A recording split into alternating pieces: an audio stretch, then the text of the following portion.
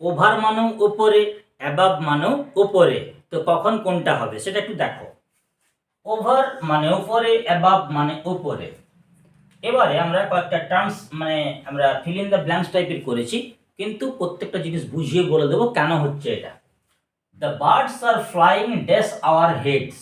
আমি এখানে ওভার ব্যবহার করব, বাট হোয়াই, কিন্তু কেন?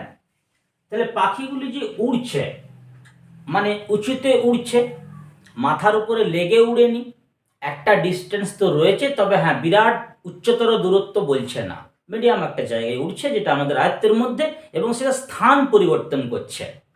তাহলে যদি ওপরে স্থান পরিবর্তন করে তখন আমরা অ্যাবাভ না দিয়ে ওভার কথাটি ব্যবহার করব। তাহলে the birds are flying over our heads, পাখিগুলি উড়ে যাচ্ছে আমার মাথার উপরে বা আমাদের মাথার উপরে, তখন আমরা ওভার ব্যবহার করব। The bridge is dash the river. একটা ব্রিজ বা সেতু আছে, নদীর এক প্রান্ত থেকে অপর প্রান্ত পর্যন্ত কানেক্ট হয়ে আছে, ওপরে যেন ছাপিয়ে আছে। তাহলে একটা সাইড থেকে অন্য সাইডে যদি ছাপিয়ে কোনো কিছু থাকে তখনও আমরা ওভার ব্যবহার করব। যেমন দ্য ব্রিজ হতে পারে যে কোনো নদীর উপরে ব্রিজ, বা কোনো রেলওয়ে ব্রিজ ওপরে কোথাও হচ্ছে ফ্লাইওভার, সেক্ষেত্রেও আমরা ওভার ব্যবহার করব। এখানে over the river, bridge is over the river, the bridge is over the river, এক প্রান্ত থেকে অপর প্রান্ত পর্যন্ত ছাপিয়ে রেখেছে। হোল্ড দ্য আমব্রেলা, ছাতাটাকে ধরো, ড্যাশ দ্য চাইল্ড, শিশুটির ওপরে। এখানে মনে রাখতে হবে ওভার করিবে কভার, অর্থাৎ যদি ওপরে কোনো কিছু থাকে সেটা যদি যার উপরে থাকছে তাকে যদি ঢেকে ফেলে ওপর থেকে, তখনও আমরা ওভার কথাটা ব্যবহার করব। এখানে হোল্ড দ্য আমব্রেলা, ছাতাটিকে ধরো বাচ্চাটির ওপরে, তো বাচ্চাটির ওপরে যখন ধরছি তখন ওর মাথাটিকে উপর থেকে দেখা যাচ্ছে না, ঢেকে ফেলছে, অতএব over. But the fan is moving dash our heads. এখানে ফ্যানটা মুভ করছে ঠিকই, ওপরে আছেও ঠিকই, কিন্তু স্থান পরিবর্তন করছে না, ও একই জায়গায় থেকে ঘুরছে এবং আমার মাথাটাকে টোটাল ঢেকে দিতেও পারেনি। তাই এখানে ওভার না দিয়ে আমাকে অ্যাবাভ কথাটি ব্যবহার করতে হবে। এই প্রসঙ্গে আরো একটা কথা বলে দিই এটার জন্য, যে আমাদের পাখাটা তো উপরে আছে, সেটা নড়ছে, আমাকে মাথাটা পুরোপুরি কভার করতে পারেনি, তো তখন আমরা সরাসরি বললাম হ্যাঁ এখানে আমরা অ্যাবাভ ব্যবহার করব। কিন্তু যখন সিলিংটা, ছাদের যে সিলিংটা রয়েছে, the ceiling is dash our head, ওই সিলিংটা কি করেছে, ছাদের ওই তলাটা পুরোটা আমাদের কভার করে দিয়েছে, মানে কি করেছে না আমাদেরকে ঢেকে দিয়েছে।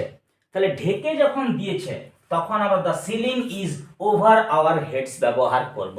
তার কারণ ওভারটা সিলিংটা আমাদেরকে ঢেকে রেখেছে, কিন্তু এখানে এই যে ফ্যানটা আমাদেরকে ঢাকতে পারেনি, তাহলে সেক্ষেত্রে আমাকে অ্যাবাভ করতে হবে, আর যদি ওভার করে কভার, এটা একটুকু মাথায় রাখতে হবে। The plane flew dash the clouds. এখানে মেঘটা কিছুটা উচ্চতায় রয়েছে, তার চাইতেও আরো বেশি উচ্চতর কিছু বোঝাতে গেলে তখন ওভার না দিয়ে অ্যাবাভ ব্যবহার করতে হবে। তাহলে প্লেনটা চলে গেল, মেঘের উপর দিয়ে উড়ে চলে গেল, মানে উচ্চতর দূরত্ব। The CEO is dash the manager. তো যখন higher in position, higher in rank, বা কোনো মানদণ্ড স্ট্যান্ডার্ড, হ্যাঁ সেটা বয়স হতে পারে, তাপমাত্রা হতে পারে, একটা যখন আমরা মান ধরে নিই স্ট্যান্ডার্ড এর 10 ডিগ্রির বেশি, 20 ডিগ্রির বেশি, তখন আমরা অ্যাবাভ দেবো। টেম্পারেচার 20 ডিগ্রির বেশি, এইগুলো নিয়ে আলোচনা করছি। তাহলে the CEO is above the manager. এই অ্যাবাভ দ্য ম্যানেজার মানে এই ম্যানেজারের যে র্যাঙ্ক তার চাইতেও হায়ার ইন র্যাঙ্কে রয়েছে সিইও, তখন আমরা অ্যাবাভ ব্যবহার করব। নেক্সট, দ্য টেম্পারেচার রোজ, তাপমাত্রাটি বেড়েছিল 30 ডিগ্রি সেলসিয়াসের একটা আলোচনা হচ্ছে, এটা মানদণ্ড, এটা স্ট্যান্ডার্ড, এর উপরে ছাপিয়ে গেছে, তখন কিন্তু আমাকে অ্যাবাভ ব্যবহার করতে হবে, অ্যাবাভ 30 ডিগ্রি সেলসিয়াস। এছাড়াও the boy got dash 98% marks. আমরা একটা মানের কথা বলছি যে 98 বা 98% মার্কস তারও ওপরে গেছে, তখনও আমরা এখানে অ্যাবাভ কথাটি ব্যবহার করব, ওভার নয়। আর সেই সঙ্গে 40 বছর বয়স আমরা ধরে নিয়েছি যে তোমাকে চাকরি পেতে গেলে তোমাকে 40 বছর বয়সের মধ্যে হতে হবে, কিন্তু সেই বয়সটা যে মানদণ্ড স্ট্যান্ডার্ড যেটা দেওয়া আছে তার এজ লিমিটটা সেটা যখন ক্রস করে উপরে চলে গেছে তখনও আমরা অ্যাবাভ কথাটি ব্যবহার করব। The lady is above 40 years old. এই ভদ্র মহিলাটি 40 বছরের বেশি ঊর্ধ্বে আছে। তো এইভাবে ওভার এবং অ্যাবাভ ব্যবহার করবে। ভালো করে বোঝার চেষ্টা করো, নিশ্চয়ই তুমি করতে পারবে। তবে ভিডিও ভালো লাগলে আমার পেজটাতে একটু ফলো করবে আর লাইক একটা করো, বন্ধুদের মধ্যে শেয়ার করে তাদেরকেও জানার সুযোগ করে দাও। আর যারা ইউটিউব থেকে দেখছো আমার চ্যানেলটাই সাবস্ক্রাইব করো please. Thanks for watching the video.